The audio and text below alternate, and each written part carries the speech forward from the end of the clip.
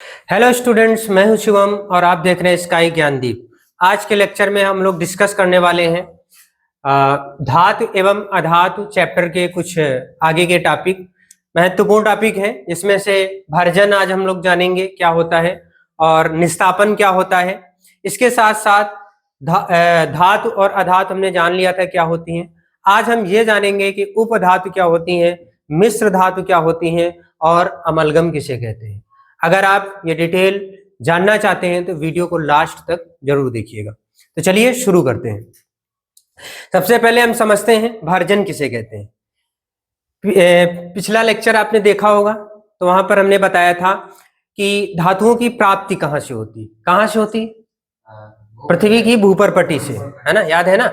उसमें से हमने ये देखा था कि धातु पृथ्वी की भूपरपटी से जो प्राप्त हो रही थी, उसमें से जिस रूप में प्राप्त हो रही थी उसे खनिज बोल रहे थे, और वैसा खनिज जिससे हम बहुत आसान तरीके से और कम खर्च में धातु, शुद्ध धातु प्राप्त कर सके, उसको अयस्क बोल रहे थे। अच्छा, एक चीज ये कंफर्म है कि हम शुद्ध धातु किससे प्राप्त करेंगे? अयस्क से, है ना। अब अयस्क जो मिलेगा यहाँ पर दो कैटेगरी का मिलेगा। एक मिलेगा सल्फाइड अयस्क और एक मिलेगा कार्बोनेट अयस्क। क्लियर है ना। सल्फाइड अयस्क मतलब जिसमें सल्फर जुड़ा हुआ होगा, और कार्बोनेट अयस्क जिसमें कार्बन ऑक्साइड जुड़ा हुआ होगा। ठीक है ना। तो अब भर्जन और निस्तापन ये क्या होते हैं, इसको हम समझते हैं ध्यान से। देखिए, दोनों में सेम प्रोसेस करते हैं हम, बस अंतर अयस्क का होता है। सल्फाइड अयस्क लेंगे तो भर्जन, और कार्बोनेट अयस्क लेंगे तो निस्तापन। अब करते क्या है, अगर हमने पृथ्वी की भूपरपटी से सल्फाइड अयस्क प्राप्त किया है, तो उस सल्फाइड अयस्क को वायु की उपस्थिति में ले जाएंगे, यानी कि हवा के प्रेजेंस में उसको अधिक ताप पर ले जाएंगे, और अधिक ताप पर जब हम गर्म करेंगे तो वो सल्फाइड अयस्क परिवर्तित हो जाएगा ऑक्साइड में। इसी प्रक्रिया को हम क्या बोलते हैं? भर्जन बोलते हैं। समझ में आ रहा है ना। यानी सल्फाइड अयस्क को वायु की उपस्थिति में अधिक ताप पर गर्म करने पर यह ऑक्साइड में परिवर्तित हो जाता है। इस प्रक्रिया को भर्जन कहते हैं। ये उदाहरण लिखा हुआ है। उसके बाद निस्तापन समझते हैं। निस्तापन में भी सेम प्रोसेस अप्लाई करते हैं, बस सल्फाइड अयस्क की जगह पे कार्बोनेट अयस्क हो जाता है। तो जब कार्बोनेट अयस्क को सीमित वायु में अधिक ताप पर गर्म करते हैं तो यह ऑक्साइड में परिवर्तित हो जाता है। इस प्रक्रिया को निस्तापन कहते हैं। तो भर्जन और निस्तापन, इन दोनों में डिफरेंस क्लियर हुआ ना। अगर सल्फाइड अयस्क है तो भर्जन होगा, और अगर कार्बोनेट अयस्क है तो निस्तापन होगा। अब बोर्ड एग्जाम में ऑब्जेक्टिव क्वेश्चन इस तरीके से भी पूछता है कि निम्न में से भर्जन होता है ना। 4 ऑप्शन दे देगा, सल्फाइड अयस्क, कार्बोनेट अयस्क, इनमें ए व बी दोनों, या इनमें से कोई नहीं। तो आपको ये याद रखना है कि भर्जन किसका होता है और निस्तापन किसका होता है। प्रोसेस सेम है, सीमित वायु में, है ना, अधिक ताप पर ले जाएंगे तो ऑक्साइड में परिवर्तित हो जाएगा। क्लियर है ना ये चीज। अब आगे हम समझते हैं उपधातु क्या होती है, मिश्र धातु क्या होती हैं, और अमलगम क्या होता है। धातु धातु क्या होती है पता है, पहली क्लास में हमने डिस्कस किया था। धातु और अधातु जो ऊष्मा की अच्छी सुचालक होती है, जो विद्युत की अच्छी सुचालक होती है, जिनमें आघात वर्धनीयता का गुण पाया जाता है ना, जिसमें तन्यता का गुण पाया जाता है, जो चमक रखती है, वो सब धातु के गुण है। अब समस्या ये है कि जो हमारे पीरियोडिक टेबल में जितने भी तत्व हैं, हमने बताया था कुछ धातु हैं, कुछ अधातु हैं और कुछ उपधातु हैं।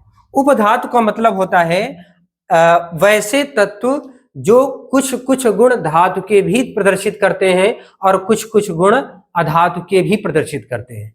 अर्थात ये कह सकते हैं जिसमें धातु व अधातु दोनों के गुण पाए जाएं। उसको हम आइडेंटिफाई नहीं कर सकते हैं कि प्योर धातु की कैटेगरी में रखें या प्योर अधातु की कैटेगरी में रखें। यानी धातु के भी गुण हैं उसमें कुछ कुछ, और अधातु के भी गुण हैं कुछ कुछ। तो ऐसे तत्वों को हम किस श्रेणी में रखते हैं? उपधातु की श्रेणी में रखते हैं। जैसे उदाहरण है आर्सेनिक, एंटीमनी, ये उपधातु है। इनको ना आप ओनली धातु की कैटेगरी में रख सकते हो, ना ही आप उपधातु की कैटेगरी में रख सकते हो। दोनों में दोनों के गुण इसमें पाए जाते हैं। क्लियर है ना। तो इसमें धातु व अधातु दोनों के गुण पाए जाए उन्हें क्या कहते हैं? उपधातु। अब समझते हैं मिश्र धातु क्या होती है। जब दो या दो से अधिक धातुओं को आपस में मिला दिया जाता है और उनको मिलाने से जो नई धातु प्राप्त होती है उसको हम क्या बोलते हैं, मिश्र धातु बोलते हैं। जैसे एक उदाहरण है पीतल, पीतल है ना, कांसा, ये सब क्या है, मिश्र धातु हैं। क्योंकि पीतल जब तैयार किया जाता है तो उसमें दो धातुओं का मिश्रण होता है, कापर होता है और जिंक होता है, जिसमें से 70% कापर यूज किया जाता है और 30% जिंक यूज किया जाता है। इनको गलित अवस्था में ले जाया जाता है। गलित अवस्था में ले जाने के बाद इनको आपस में मिला दिया जाता है तो निर्माण हो जाता है पीतल का, अर्थात पीतल एक मिश्र धातु है। इसी प्रकार कांसा, कांसा में भी कापर और टिन दो धातुओं को आपस में मिलाया जाता है, जिसमें से 88% कापर यूज किया जाता है और 12% टिन यूज किया जाता है गलित अवस्था में। इनको जब मिलाया जाता है आपस में तो कांसा का निर्माण हो जाता है। तो पीतल है, कांसा है, ये कौन सी धातु की कैटेगरी में आएंगे, मिश्र धातु की कैटेगरी में आएंगे।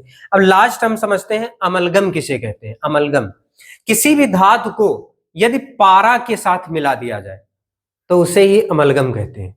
अमलगम क्या है, पारा प्लस धातु, यानी धातु को पारा के साथ मिलाने पर क्या प्राप्त होता है, अमलगम प्राप्त होता है।